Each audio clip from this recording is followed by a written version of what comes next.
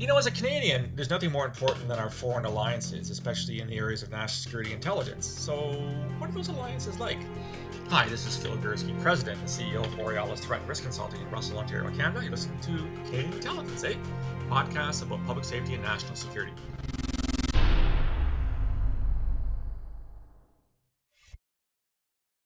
I'm sure I've told this 1,000 times, but you're going to hear it for the 1,001st time. I did spend 32 years in intelligence in Canada, both in signals intelligence or SIGINT, human intelligence or HUMINT. And I began my career with Communications Security Establishment, or CSE, which is Canada's Signals Intelligence Organization. A rather shadowy organization, though less so now as they're becoming a little more out there in the public domain.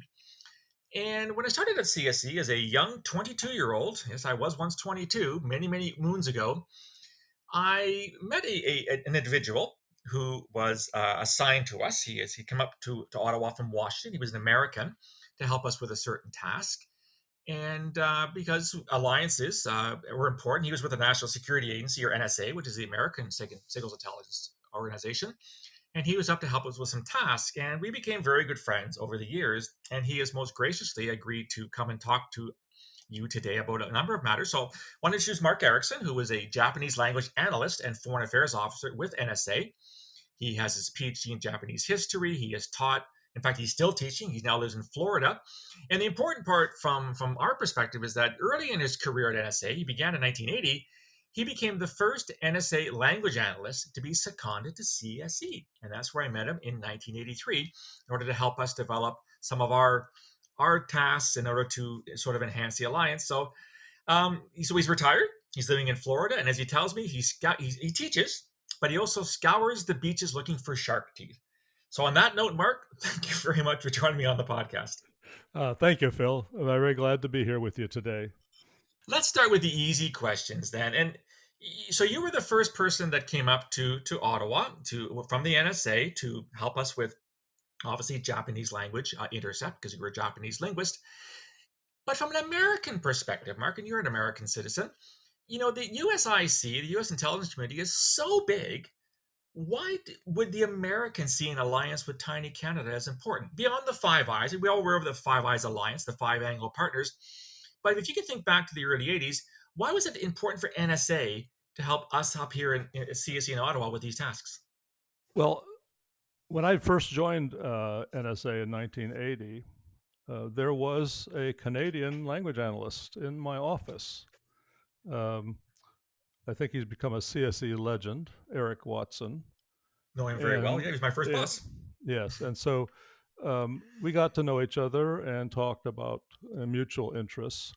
And when he went back to CSE came back to NSA and requested that a Japanese language analyst be sent to Ottawa to help out with the problems, issues there. And I was relatively very new to NSA. I'd only been working there for 2 years, and so the idea of going to Canada and and uh, and working there was very attractive. My wife and I loved to travel. We had been living in Japan for many years before we came back, and I have a Canadian background. I don't know if you're aware of that. I did not Um, know that.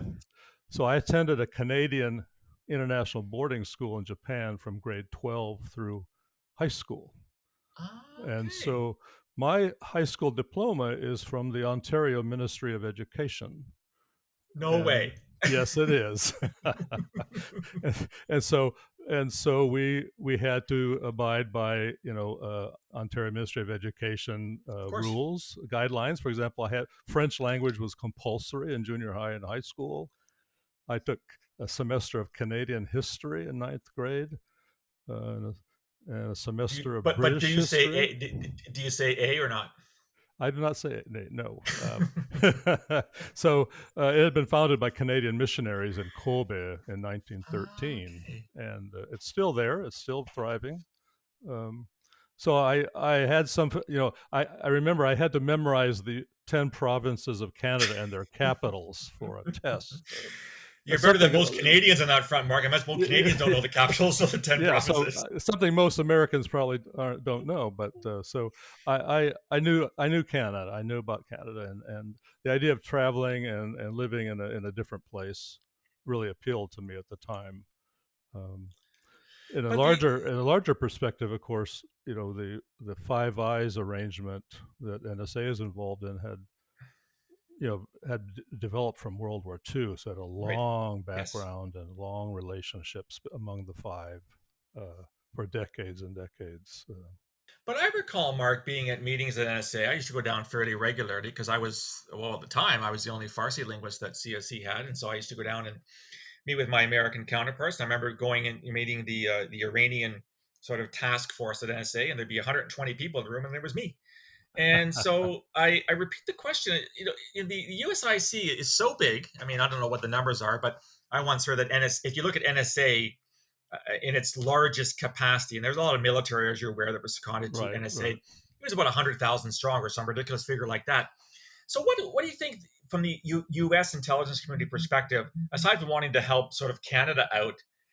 What does the United States government get out of this? So I think NSA is interested in. I mean, we partner with countries because of what they bring to the table and because of our limited resources. We can't do everything. And so we look to countries who have strengths in certain areas, who have accesses in certain areas and regions, who have uh, language skills in certain areas. We look to them to help us because we can't do it all. And so it becomes a mutually beneficial relationship. I do recall, especially during the Cold War, of course, because of Canada's geographical proximity to the Soviet Union, we had a listening station up in Alert on Ellesmere Island, which is, I don't know how many kilometers or miles it is south of the North Pole. It's pretty close. Right. And that was unique access to certain Soviet communications, which led us to understand better Soviet military tactics. So it certainly is something which I think is beneficial. So if I understood you correctly, Mark, then that even within the United States, this notion of the Five Eyes, so the Australians, the New Zealanders, Canadians, British, and the Americans, this is seen as an extremely important alliance for America. So I think it varies from intelligence agency to intelligence agency in terms of their relationship with foreign partners. For example, CIA would never call a foreign country a partner. That's just Really? not it's not in their vocabulary. Okay. Um, they're foreign liaison, and you keep foreign liaison. You work with them, and you do what you can with them. But You kind of keep an arm's length. your mission is to recruit assets and penetrate, right? So uh, it's hard for CIA to partner with countries. I think that's just my impression. Um, but I think increasingly, we NSA is really at the forefront. And when I tell CIA people that we have liaison offices within our building of the Mhm. from Five Eyes, and Five Eyes for people walk around and roam our hallways unimpeded and can go anywhere Unescorted. they want unescorted, and the CIA will just say that that's crazy. You're letting foreign citizens walk around your building. We'd never allow that. That would never happen. So it's just a different attitude towards foreign partners that's come out of a long history of relationships. I would certainly agree with you, Mark. I know the various areas that I worked at CSE before I joined CSIS, the Canadian Security Intelligence Service, in 2001. Very sensitive intelligence was being shared, and very sensitive cryptanalytic information, collection information. I remember being when I was the head of the of collection at CSE, and learned exactly where all the NSA collection sites were. It was like, wow, I've been given the keys, sort of the keys to the kingdom. Right. Why do you think NSA was at the forefront of this? One would assume that signals intelligence is probably the most sensitive. It's certainly, well, I was led to believe that SIGINT was more sensitive than human. I think it comes out of the experience of World War II. Okay. I think it just comes out of the fact that the victory against Germany and Japan was really won by SIGINT, Yes. and particularly in the Asia Pacific theater, it was Australia, U.S., and the Brits working together for a common goal, sharing, actually sitting side by side in India and in Australia. So that's where it came from, I think. So the monitoring, collection, and analysis of Japanese signals in the Pacific during the Exactly, war. exactly. Um, and more recently, I feel that the U.S. military, Defense Department, is really getting it also. Um, for example, when I was my last big assignment with NSA was in Hawaii.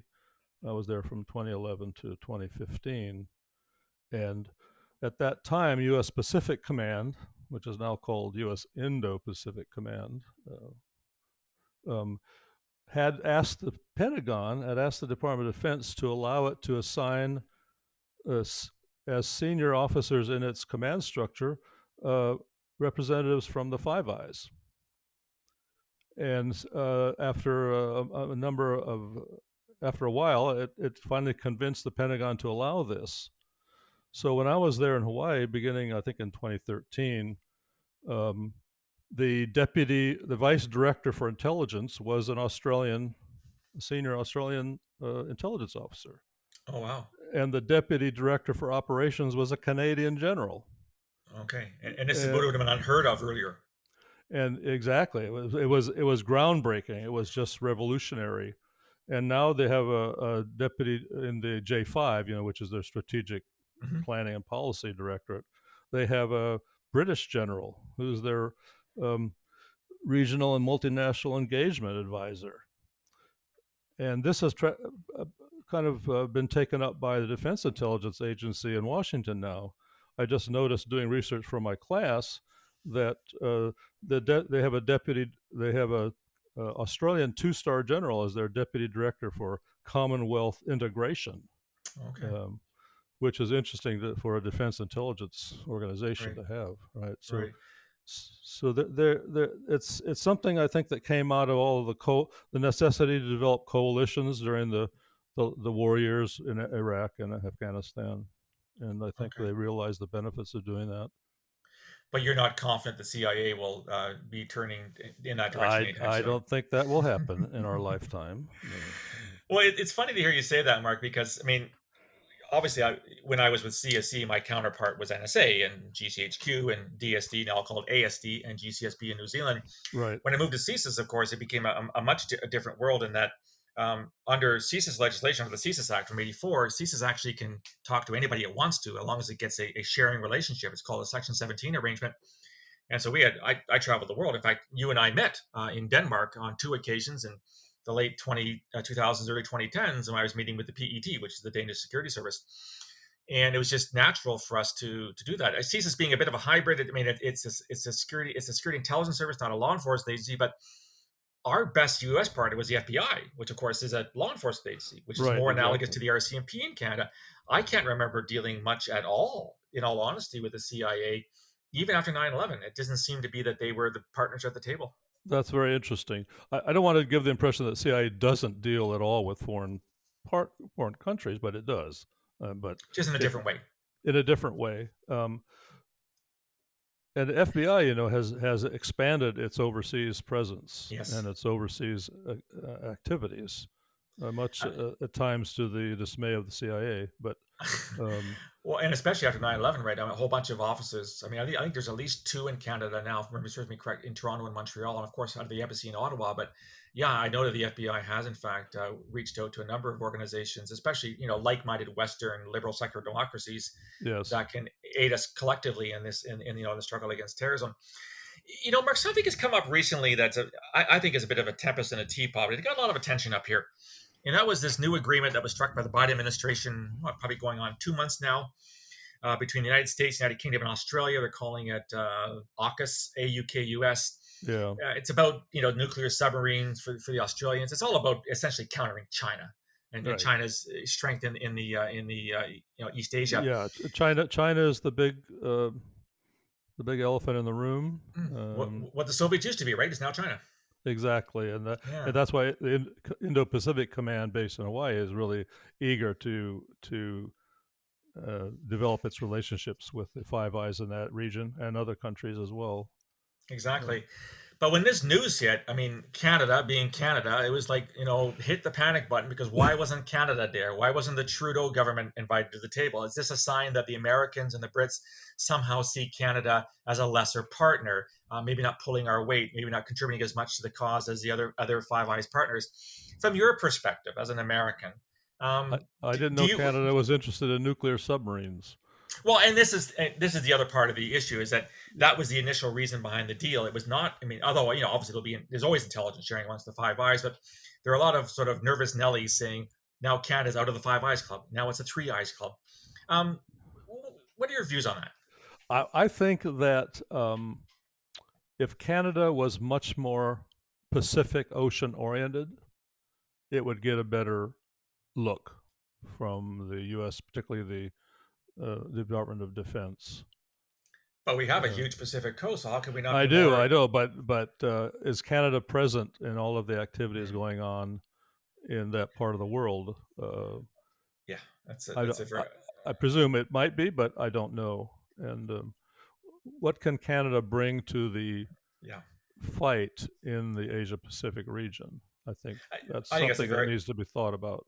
well, I think it's a very good question, and there are also at the same time even in Canada, and I'm sure it's being reflected in your country as well, a lot of questions about Canada's relationship with China. The whole Huawei issue, the fact that we had two Canadians kidnapped for 3 years, and there's been no repercussions for the Chinese at all. In fact, it seems like it's business as usual with the Chinese. A lot of us who Right. worked in Intel are, tearing our hair out, saying, "When's the Trudeau government going to get it?" We at CISAs have been telling the governments going back to the even before the Harper years, my God, the Jean Chrétien years, that China's not our friend, China's not an ally, and they're spying on us and they're influencing Canadians. So what's it going to take to convince the Canadian government that China shouldn't be treated the same way as our most valued partners? And that's what's so interesting about the recent agreement between Australia and the U.S. With the U.K. I'm not sure what the U.K. is doing in the agreement, but um, is that Australia's relationship with China is has been very close. It's the leading trade partner. Yes. Uh, China has been threatening all kinds of repercussions if Australia strays from its close relationship with China. But Australia has decided to go ahead and do this anyway. So I think that's a very interesting development. I would agree with you, and you're right. The Chinese economy is almost, tongue in cheek with what China buys in terms of Australian coal exports and all kinds of things. So it is a real risk. In fact, as you said, the Chinese put an embargo on all kinds of things once Australia was perceived to have strayed from swallowing the sort of Chinese Kool-Aid. So it definitely is Right. a threat for them. I don't know, Mark. I pushed back against this as the end of the alliance. As I said, I agree with you. I think it was largely about submarines. Was it a Well, subtle hint that let Canada me needs let to me pull just out its say so. socks? Maybe. So Phil, so what seemed to have been being ignored in the agreement is that a key part of that Australia UK US agreement was giving Australia access to the National Reconnaissance Office and US satellites and US satellite imagery. Oh, I didn't know that. It's actually part of the agreement, but it doesn't get much mention. And I think that's a very interesting development as well. So, in other words, access to imagery, which, as you know as well as I do, Mark, is a very sensitive part of intelligence collection, and getting access to more imagery is obviously going to help in one's intelligence mission. I didn't. It's good that you raised Yeah, that point. particularly in that part of the world. I mean, like imagery for the South China Sea and all the islands in the area and whatnot. Australia really could benefit from that. Well, exactly. Given Chinese, the fact that Chinese claim that so-called nine dash Right. line, they're threatening Taiwan, they're threatening all kinds of, they're building artificial reefs in the ocean to try to claim it as Chinese territory. Being as up to speed as possible on that in terms of where China's going would be an incredible intelligence advantage to any country, I would think. Exactly. Yeah. Yeah. So, getting back to the Five Eyes alliance, Mark, and sort of Mm-hmm. how the United States sees it, you're probably aware that in the late 80s, the New Zealanders, the Kiwis, were kind of on the shit list when Right. it came to an American ship wanted to dock, American naval vessel wanted to dock, and it would not declare yes or no whether it was carrying nuclear weapons. Right. And the New Zealand government said, "Well, you can't dock," and America said, "Fine, you can't get intelligence then." And essentially, they were cut off. And I remember those days. Um, But do you think? I don't think it affected the second relationship with GCSB, did it? I think it I did. I think it did to a certain extent. I'm not sure to what extent, but it was certainly. for a country, I taught Farsi at GCSB on 2 occasions, and they are really a very, very small outfit. Yes, And I've to been be there. not be I've part of been the to Five Wellington. Eyes, I've been to Wellington twice, meeting yeah, with they GCSB. they couldn't go it on their own in the same way that you guys can, or the Brits can, or to a limited extent we here in Canada can. They very much rely on the Five Eyes. So, as somebody who worked like myself in this environment for so long, do you worry about the future of the Five Eyes, or do you think you said it was born out of World War II? It's a very solid arrangement. This is going to stand the test of time. There'll be minor disagreements here and there, but you know what? It's on solid ground.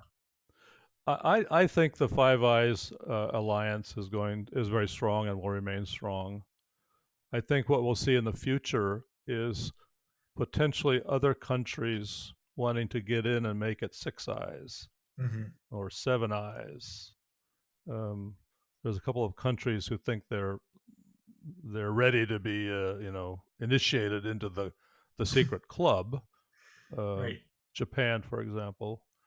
Um, but I think the Five Eyes relationship is going to continue. It's going to uh, be all right.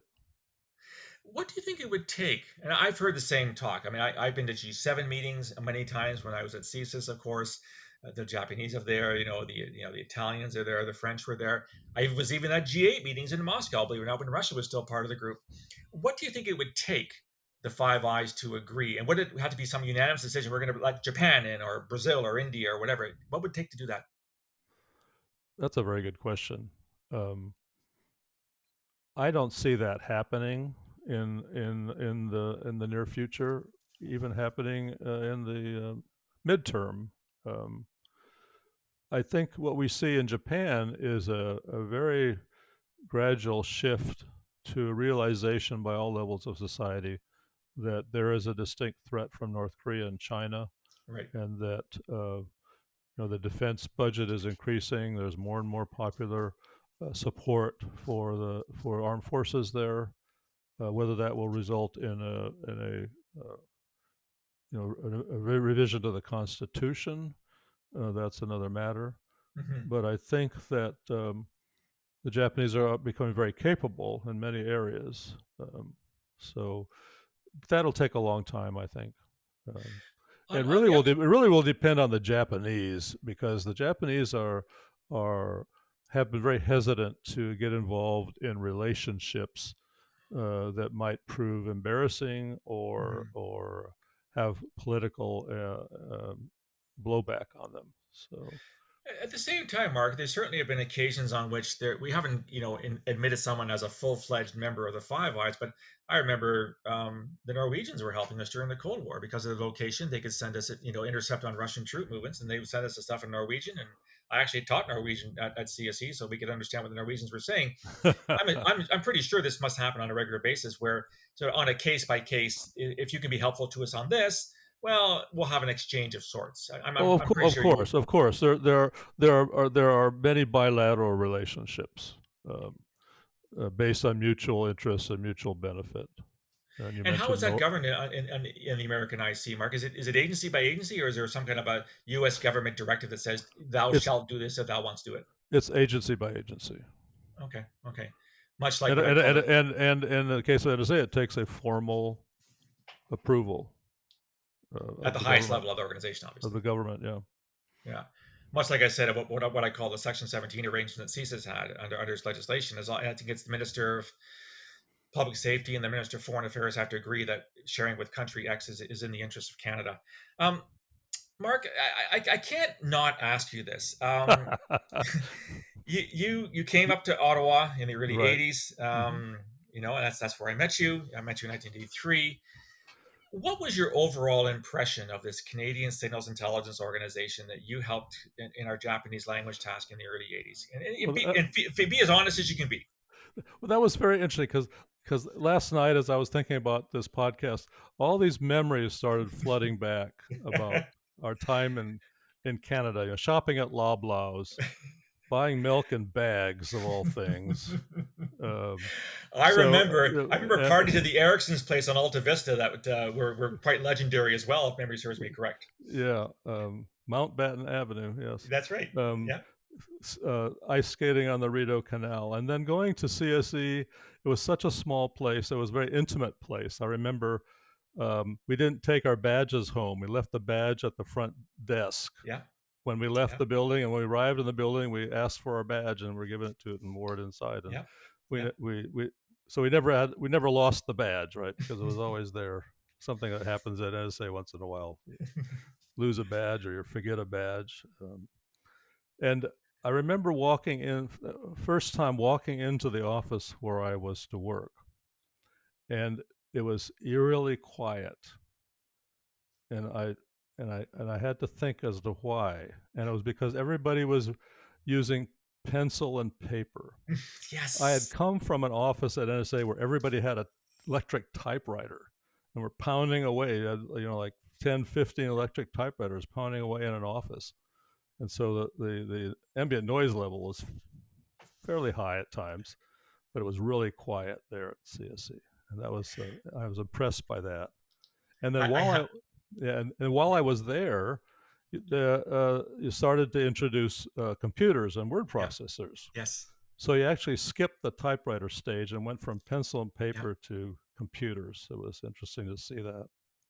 I have to share this story, Mark. So, like you, we were told we were given foolscap. It was 8 by 14 inch paper, and we would write out our reports in longhand. Yeah. In those days, it was direct translations. These weren't summaries; these were direct translations of the foreign Wow. language. And we would send the foolscap to the typing pool. Remember the typing pool? Oh yeah, we had And typing pool too. yeah, and depending on how bad your handwriting was, you would get back a typewritten report, and I would look at it, and the title would be "The Elephants Are Green," and I would say, "Where the hell in my report does it say the elephants?" Well, sir, we can't read your handwriting. We thought it said the elephants are green. I was actually one of the first analysts to use the word processors because no one could read my handwriting. I thought I'm going to eliminate the middleman here because this is clearly a waste of time. Yeah. So what I thought was really interesting was I was an integrated analyst, so I was accepted as one of the as in the fold, if you will. So Mm-hmm. I remember, for example, we went downtown. We went downtown to brief, I think, your external affairs people on Yep. some subject. I was one of the small group that went, and I was briefing senior external affairs officers. Yeah. I don't even think we told them that I was an American. Your accent gave you away. I was there. And, and then the other thing was really interesting is I was appointed a team leader. Um, Yes, you were. and as team leader, I was responsible for prioritizing the work of the team and deciding what what should be done and what should not be done, and in what sequence things should be done, what topics should be done. And in that with that responsibility, I had to know what the Canadian government intelligence requirements were. Exactly. Yes. And so I was shown Canadian eyes only material.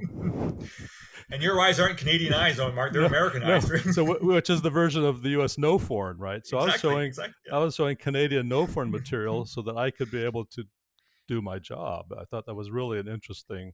I don't know whether that was being done under the table or what, but it was certainly necessary for me to do my job to understand what the requirements were of the Canadian government.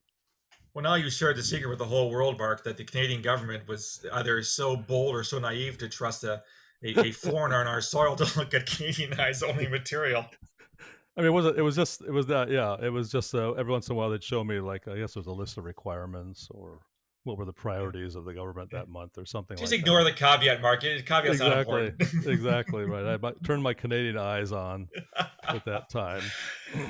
Oh, well, Mark, like you, when I was preparing for this podcast, I was thinking back. I left CSE at the end of 2001 before I joined CSIS. As I say to people, the CSE that exists today is very different than the CSE that you and I worked for in the 80s and 90s. Much more the cyber command has taken over, I think, in terms of the priority. There's still obviously a foreign intelligence priority, as NSA does as well. But I don't know, maybe for you it's easier because you've been there more recently. But I walked into the new CSE building, which is right beside the CSIS headquarters, and wow, what a different place from the old Yeah, sort of Nortilli building that you and I worked in. And in terms of the mandate and the capabilities, SIGINT is just, well, as it should, has yeah, developed and grown over the decades. exactly, exactly. I think NSA is the same. Of course, with the co-location of Cyber Command, it's kind of a different place also. But Exactly, that was exactly. very interesting. I had You know, not been. I had not. When I went back from Hawaii back to NSA headquarters in 2015, I had not actually worked in the building for more than 10 years. So oh wow. that was a really interesting experience for me. Did you see a lot of changes? A lot of Excuse me. changes? Were there a lot of changes that you noticed? Of course, there was a lot of people I didn't know, and offices had changed. They rearranged all the decks, the chairs on the decks. The Yeah, different yeah. reorganizations, things were doing the thing a little bit differently here and there, and then they threw me into the cyber command, which was like Mars. I just come from Venus and I was in Mars now, and that took a while to get used to, but that was an exciting time. I can imagine. Mark, this has been a wonderful trip down memory lane, I think, Me too. for the both of us. And Yeah, I just exactly. want to say thank you for, coming on the podcast and weighing in on these issues about the Five Eyes relationships, the importance of sharing, and the fact that I don't think people on the outside really understand to what extent very, very sensitive information is shared amongst these partners, and that contributions come from all five of us. And yes, obviously the American portion is by far the biggest, but there's an alliance for a reason, and it's because we are Exactly. like-minded countries. We have similar histories, similar cultures.